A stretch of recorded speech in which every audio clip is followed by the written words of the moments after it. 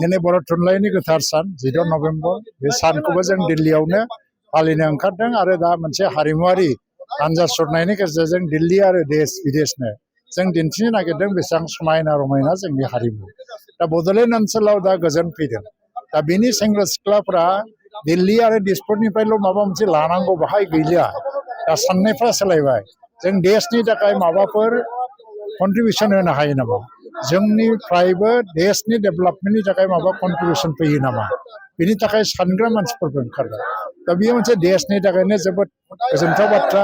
मैया प्रधान मन्त्रि नरेन्द्र मदिया फैनानै जोबोद मोनसे आबेगिक मोनसे परिबेस बे मोनफैदों आरो बुंदों मा जोंनि जौगानायाव बे जेब्लायबो जोंजों दङ आरो खुनु खारनाव जोंखौ गाहायाव बा उनाव गालांनाय नङा बे जोबोद गोजोनथाव बाथ्रा आसामनि मुख्यमन्त्रि डक्टर हिमन्त बिश्व शर्मा बेबो अनलाइनाव थानानै खोनासंदों आरो दिनै प्रमद बर' बिथांनि मददावनो दिनै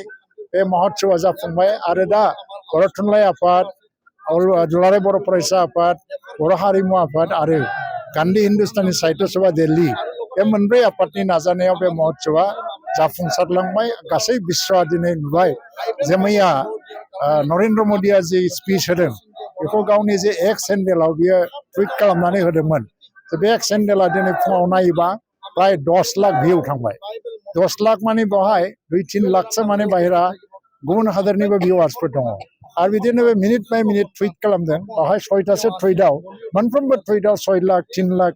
बेबायदि भिउ दं थारमाने दासिमाव नरेन्द्र मदिनि एकाउन्टआवनो प्राय 20 लाखसो भिउ थांदों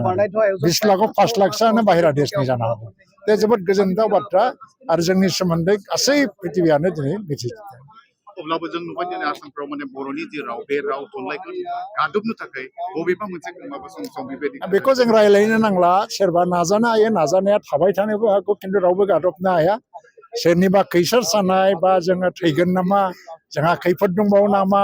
बेबायदि साननायफोरखौ लानानै गोसोखौ दुरबल खालामनाङा दावगानो लुबैनाय हारिया नेक्स्ट डेस्टिनेसनखौ नाहरनांगौ गारबोनाय डेस्टिनेसनखौ नायहरनो नाङा थ' जों दा नेक्स्ट डेस्टिनेसनखौ नायनांगौ नेक्स्टनि उनाव नेक्स्ट